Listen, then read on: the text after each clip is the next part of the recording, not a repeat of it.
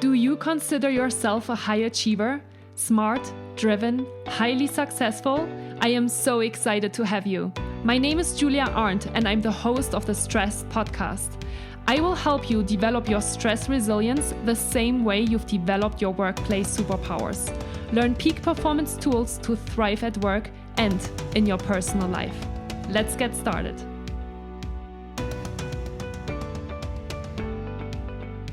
Hello, peak performer.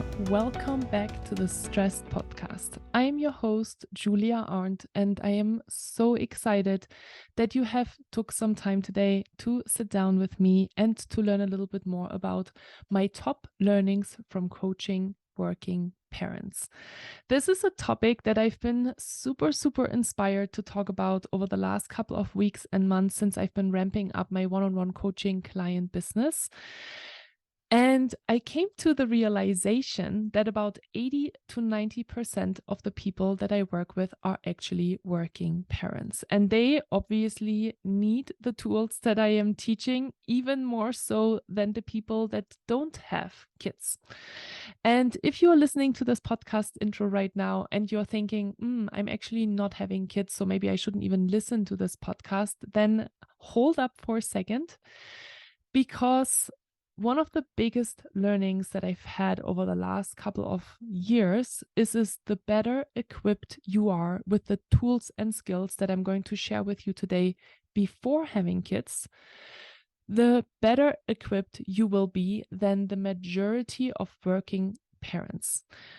Why? Because obviously, if you don't have very optimized routines and habits in place at the moment, and then you are adding a child to the mix, it's going to be even harder. So one of the most inspiring clients that I had the pleasure to work with for the last 3 years is someone that has a very successful career and decided to work with me 3 years ago, and at the time wasn't a parent. And over the last 3 years, since we started working together, she got married, had a baby, went on maternity leave, and came back to work. And it's been really wonderful to obviously be part of that journey and that process, because I learned so many things along the way as well. I learned so much from my clients as well. It's really beautiful. And we just talked about this fact actually, that really what made the biggest difference for her was that she already had the habits and routines in place before adding that child to the mix of work-life balance, right? Taking care of a child, taking care of your relationship, and obviously taking care of yourself. So I am super excited to record this podcast episode for you today, and I would say, let's get started.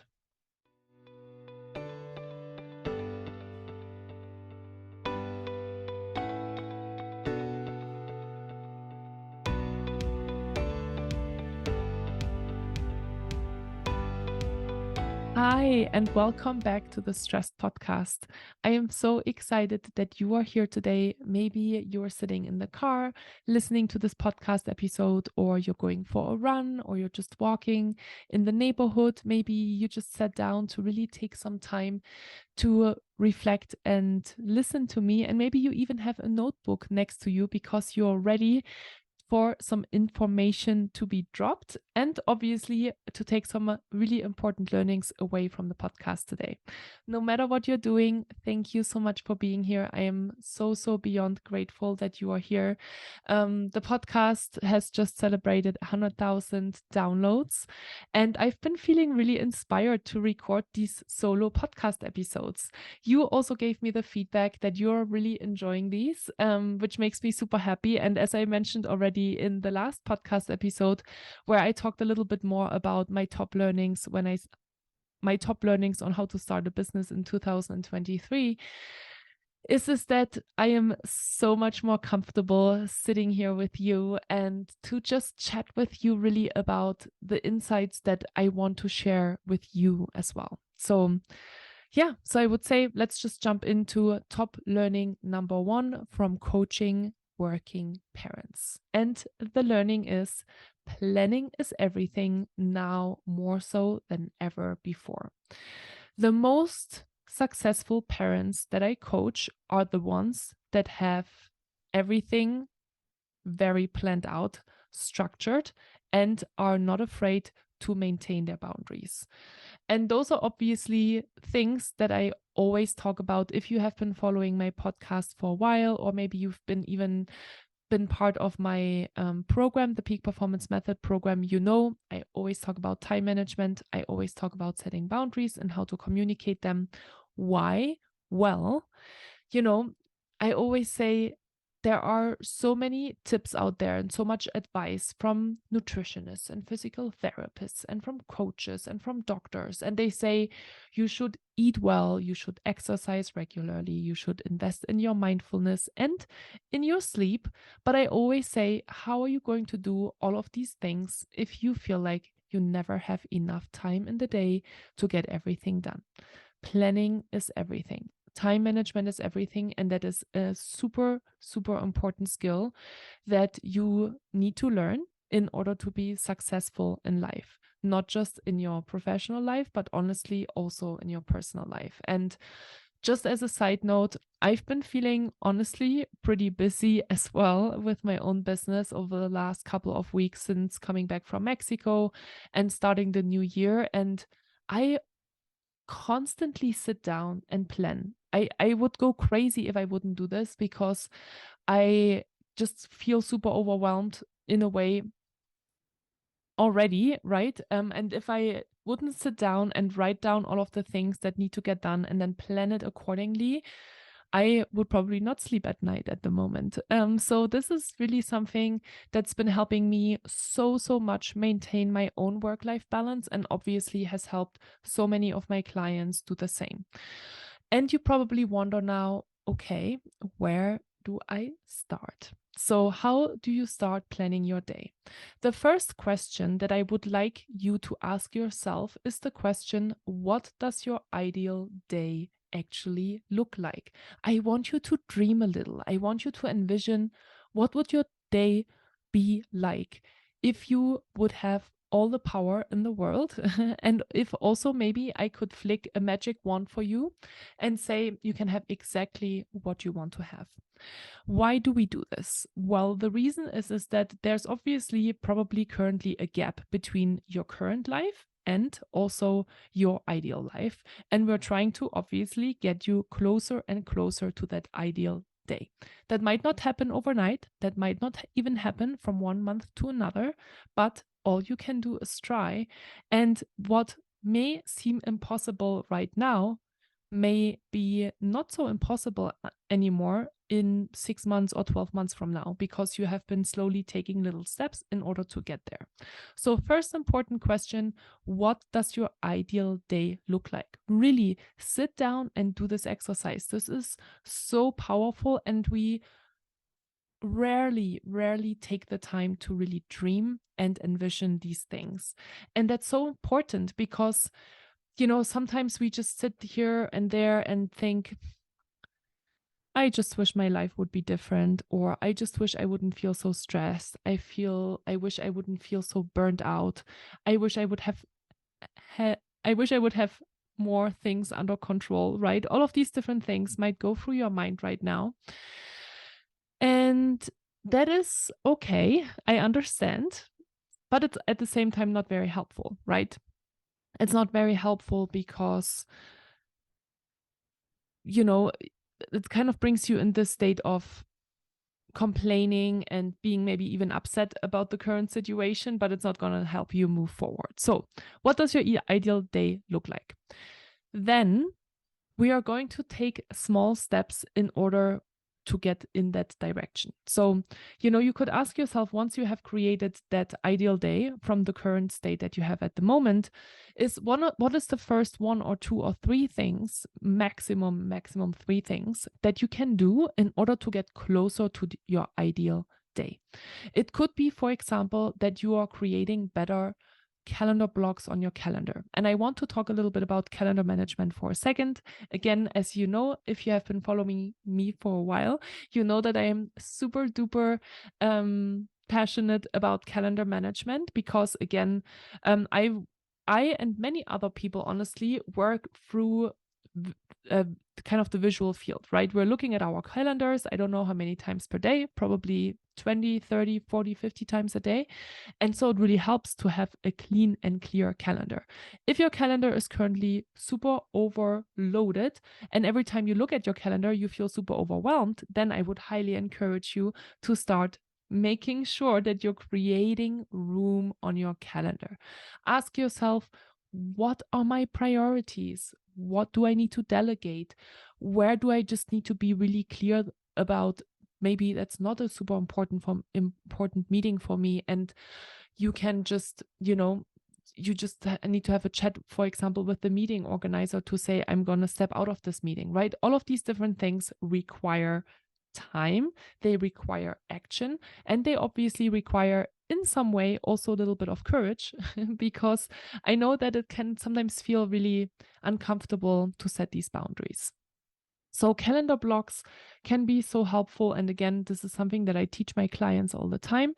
And here are a couple of calendar blocks that I have set up with clients in the past.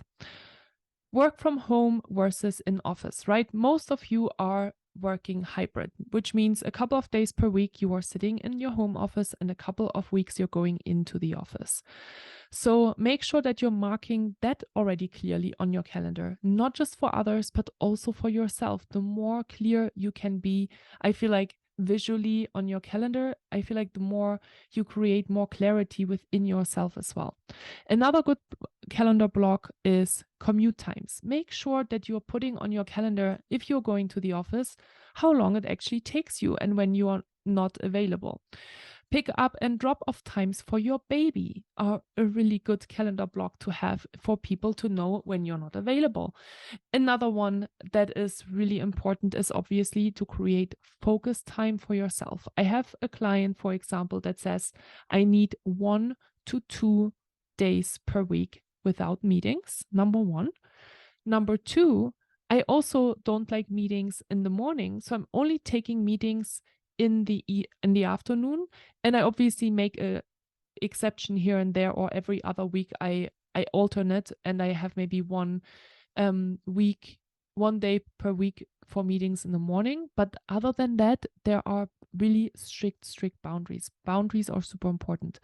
Another calendar block is being available for meetings. I really love that one of my personal favorites.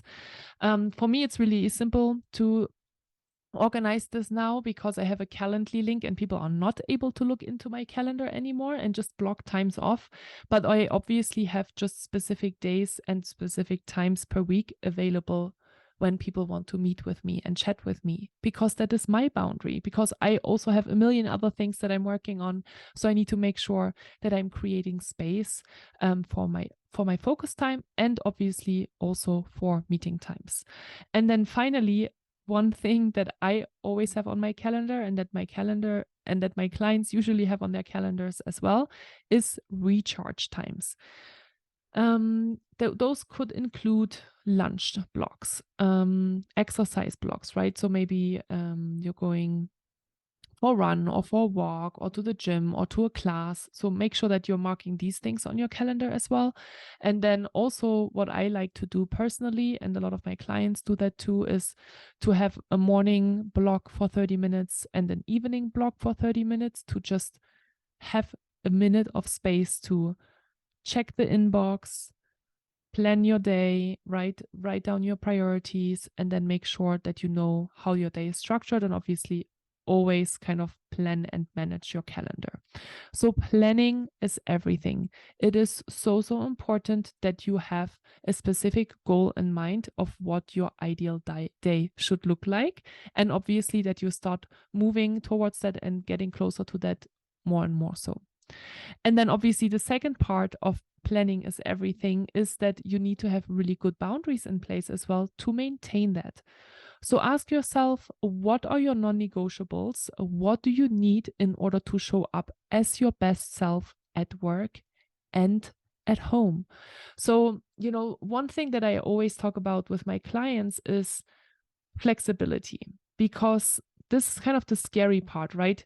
We can create an ideal day and we can have a couple of specific rules, but what if all of a sudden someone is coming along and is blocking time over our boundary, or is having some kind of an emergency, right? Or what if your baby is getting sick and you need to unexpectedly leave the office much earlier, right? All of these things happen and it requires flexibility. And that's totally okay. We'll talk a little bit about that at the end of today's podcast as well. But it is important that you are practicing setting boundaries. I have a lot of podcasts, I think, on setting boundaries, and I also have a couple of different YouTube videos on setting boundaries. So if you are curious to learn a lot more about that specific topic, I highly encourage you to check that out. And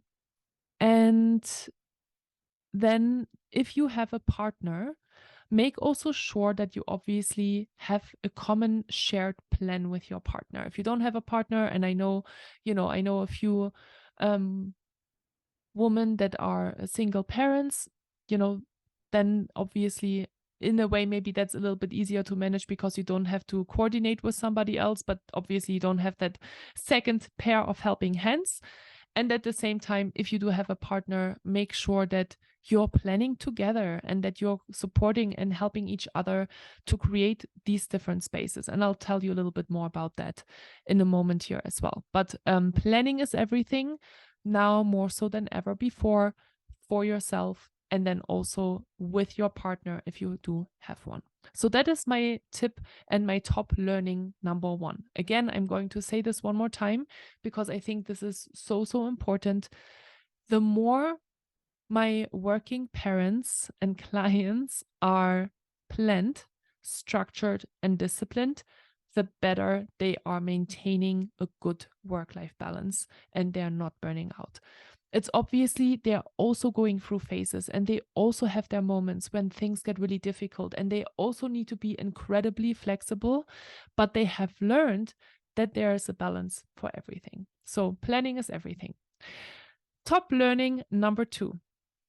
Carving out time for yourself is crucial. Well, look at that. Isn't that surprising, right? We are always talking about self-care and how important it is to take care of yourself and to make sure that you have times to recharge. And I know it is so, so difficult, especially when you have kids. So, a word on self-care. You can only show up as your best self if you take care of yourself. You might know this, but you might find it much more difficult to integrate. So I think one of the first things that I see when I'm working with people is that it is important that you're not feeling bad about putting yourself first. And also that you shouldn't feel bad or guilty about getting help. And you should also not feel guilty or bad for getting a massage or going for a swim or going to a yoga class or just sitting for 30 minutes and not doing absolutely anything, because I know that you are doing a lot all day long.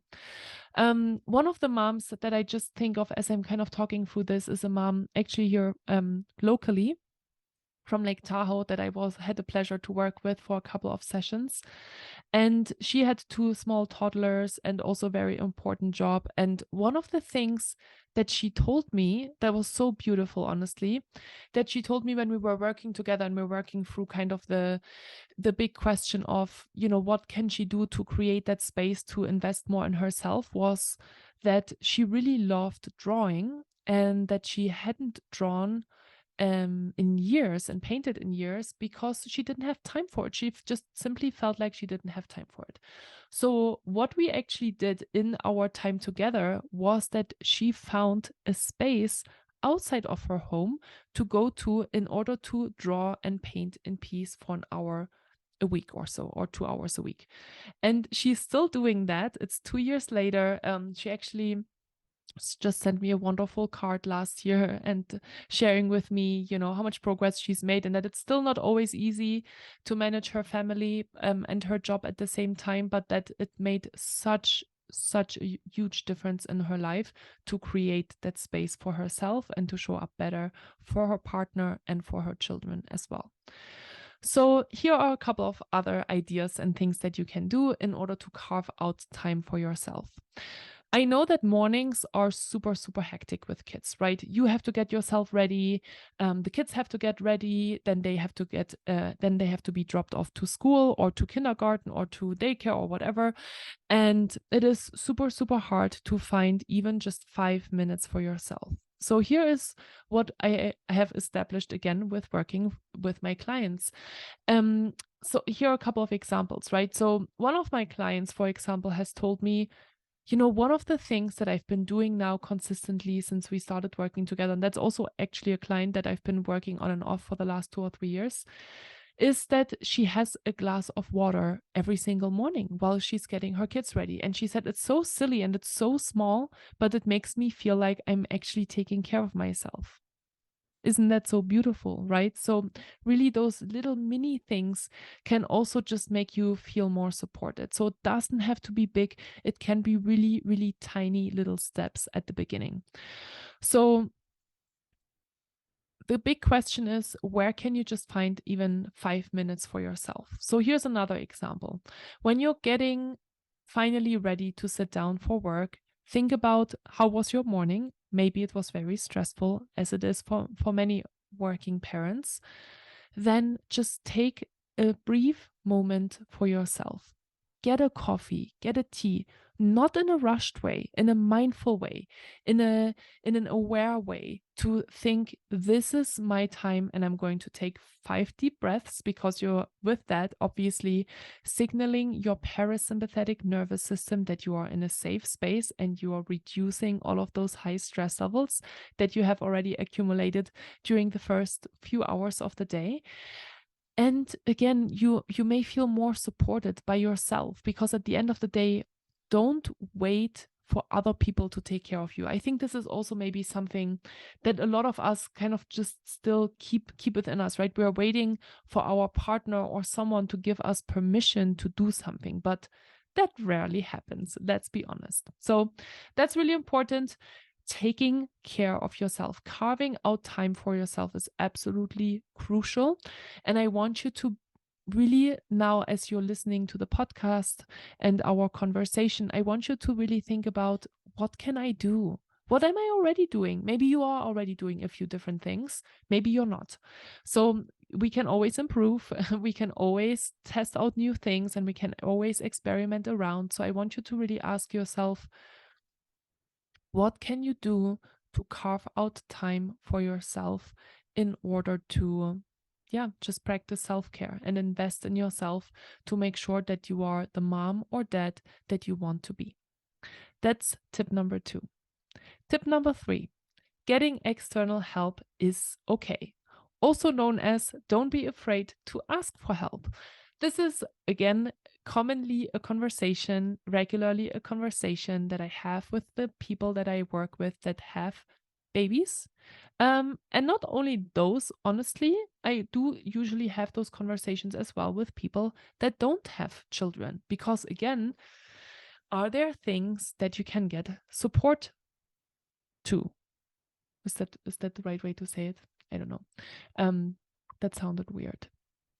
But as I'm thinking about this, I am also getting a ton of help. I have cleaners for the house that are coming to every 2 to 3 weeks, right? I have obviously a lot of people that are supporting me in my business. I have an editor. I have a virtual assistant. I have a photographer. I have a designer. I have a ad specialist. I have an SEO specialist, right? I'm talking and working with a lot of different people because I have come to the realization that I can't do it all on my own. And that's exactly the same for you. If you are a working parent, really think about, where do you need help? What are things that you're doing every day that you find super tiring, super annoying, and that you just don't really want to do anymore? Those could be things like cleaners, the interior designers, movers, parents to watch the baby or kids, someone that helps you with meal prep and cooking, someone that helps you with laundry, maybe babysitters, caretakers, or here's a really cool idea as well, mom supporting moms groups, where each week another mom is watching the other 1 or 2 kids in order to create space for the other mom to take a deep breath and just take care of herself. This is a really wonderful idea that I have seen my sister do because she's a single mom as well. And so she has really wonderful friends and that also have kids. And so they alternate week by week in order to help each other have their kids play and then, create space for the mom to practice self-care and have some time for herself. Those are all things that are possible.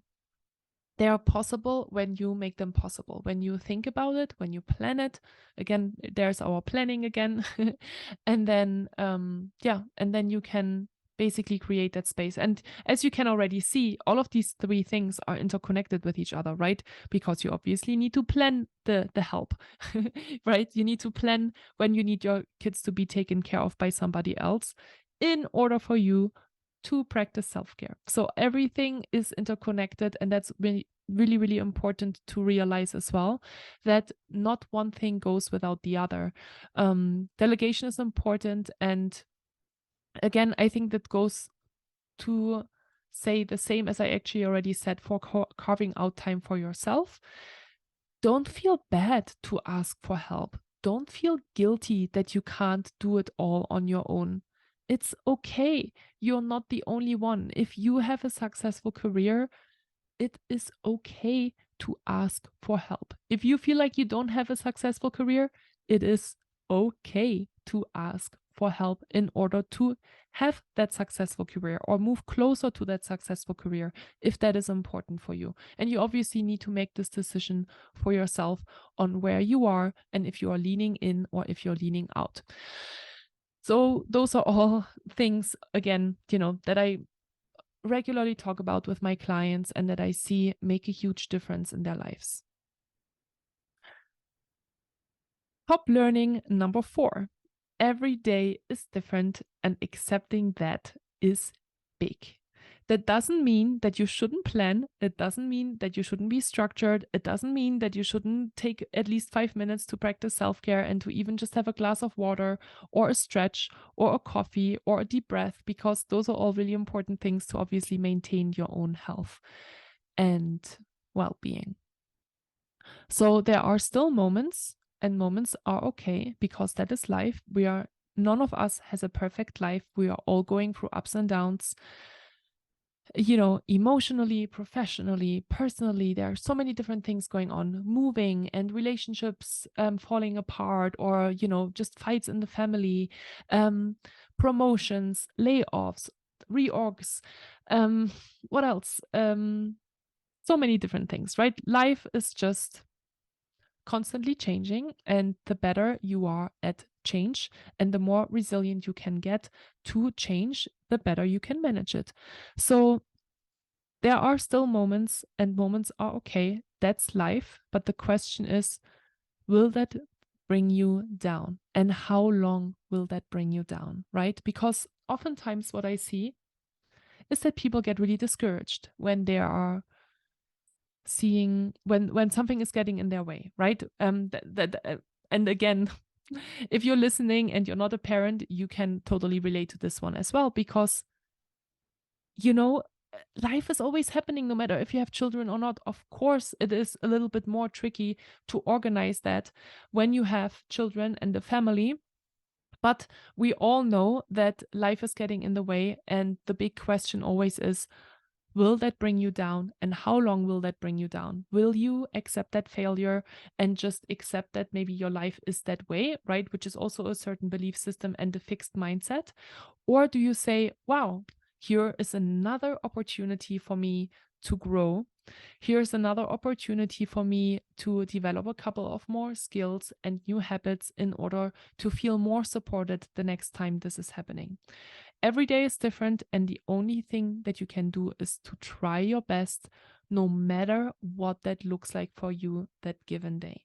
And structure and planning certainly help with that, and self-care certainly helps with that, okay? But this is hopefully a really powerful reminder for you that it is absolutely okay that every day is different, and that, things are happening that you haven't been able to plan before, right? But it shouldn't let you it shouldn't let you stop from taking these actions and taking these steps, right? Because it is still a really good practice, and because time management will always be essential, setting boundaries will always be essential, and self-care will always be essential in order to support yourself in your day-to-day and make sure that you are maintaining a really good work-life balance, no matter if it is for yourself or for your whole family with your kids. And here another little side note. I'm actually just started a new course on psychological trust and safety on teams. I'm super, super excited to do this course and certification. It's with the Brain-Based Leadership Institute. And if you have been following me for a while, you know I love neuroscience. It is so powerful to understand how your brain works and why you feel tired, why you feel triggered, why you are in these automated processes, and it is so hard to change, right? And to make conscious decisions, to act differently to what you have been doing before. So let me take you on a little excerpt of the things that I've just got refreshed in my own memory and brain, things that I have known before, but things that I just read about again in my learning material for this class. There are two main parts of your brain that you should know about. There's obviously your automatic brain. It is your amygdala that is processing in emotions, and also your amygdala that is responsible for the fight or flight response. So that's that little part of the brain that gets triggered, right? Emotion is processed, and when you're feeling threatened, boom, right? Fight or flight response is triggered. You are in your sympathetic nervous system state. All of your main bodily functions are reduced to minimum functionality, and you are starting to be in this kind of, heightened level of stress in order to make sure to stay safe, because this is how our bodies, from an evolutionary perspective, were designed to do. They kept us safe. Then there is this beautiful other part, the frontal part of your brain, or it is sitting in the frontal part of your brain, and it's called the prefrontal cortex. You might have heard about this part of the brain before as well. And the prefrontal cortex is really the new brain. It requires a lot more energy, it requires a lot more focus, and it is hard for the prefrontal cortex to be in that state for a long period of time, which is why we need regular breaks. The prefrontal cortex is the part of the brain that makes you you. The prefrontal cortex is the part of the brain that helps you be creative. The prefrontal cortex is the part of your brain that helps you to plan. It helps you to organize yourself. It helps you to go exercise. It helps you to create these habits. But the prefrontal cortex has just a limited amount of energy. It requires a lot of energy, and it has just limited amounts of that. So obviously it goes back to how can you support your brain? There are 4 important parts: nutrition, exercise, training, and sleep, also known as NETS, nets. And again, when are you going to do that if you already feel like you have never enough time in a day to get everything done? So the next time you feel tired, it is a sign from your prefrontal cortex that it needs a break. The next time you're going back into this automated rhythm of not planning, not taking care of yourself, having negative thoughts, it is your automated behavioral processes in the back part of your brain that are taking over. And so it is kind of constantly a struggle between almost the good and the evil, right? The amygdala that is constantly getting hijacked because it's seeing threat everywhere. And here's the thing: the more stressed you are, the more your amygdala is getting hijacked and hijacked and hijacked and hijacked, and the more and more emotional and irritated and aggressive you will behave and react. And the more the prefrontal cortex is there to kind of, I'm looking for the right word. I'm not gonna find it, I think, right now. But the prefrontal cortex is trying to bring you back to kind of that balanced state. but it doesn't have that much energy. So you need to make sure that you're supporting your prefrontal cortex. So your brain really so powerful, so cool, such a wonderful thing, to have, because it is designed so well. And the next time, give yourself as well some grace when you feel like your amygdala has taken over again and you've moved back into those automated processes, because there are so many things that you're doing throughout the day. You're bombarded with information and data throughout the day that you just need to have a lot of automated processes in place in order to support you. But obviously, some of these automated processes might not be the best automated processes. They may be bad habits, which is why we're trying to create new habits. And you need to have the prefrontal cortex triggered and activated for that, and you need to make sure that you're taking care of it. So happy to share more about that, and I will certainly do as I'm going through this program as well and through the certification. But I find it really helpful to know what is happening in your brain and why things are sometimes so hard to change, right? So those are my 4 big takeaways and learnings from coaching working parents. Let me summarize. Number 1, planning is everything, now more so than ever before. Number 2, carving out time for yourself is crucial. Number 3, getting external help is okay. Don't be afraid to ask for help. And number 4, every day is different, and accepting that is huge. That's all I wanted to share with you in today's podcast episode. I hope that you enjoyed it. And if you have been thinking of someone that would really benefit from the information that I shared with you today, I would really appreciate it if you would share this podcast episode with them so they can feel supported as well, and they can start learning the necessary tools and skills and routines as well in order to feel better supported in their own lives.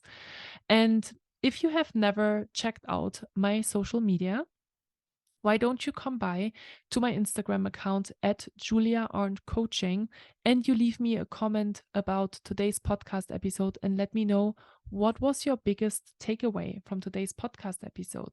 I love this community, and I love to hear, what is resonating with you, what is still difficult for you, how can I still support you? I am really here to serve you. I'm sitting down every week to record these podcast episodes because I really hope that they will help you to change your life to the better, that all of these tips and insights will finally bring you to take action. And that's really the biggest difference between the people that are successful in these endeavors and the ones that are not so successful. It's really about taking action. So the first action that I recommend you to take today is to sit down and ask yourself the question, what does your ideal day look like, both at work and in your personal life? And then let's see how you can get closer to that state. All right, my dear. Thank you so much for listening or watching this podcast episode today. I'm so grateful for you. I wish you all the best. I hope you feel supported. I'm sending you lots of positive energy, and I am here for you. So if you have any questions for me, you can always reach out to me as well. You'll find all of the information in the show notes. So I hope to hear you on the next podcast episode really soon. Take care and talk to you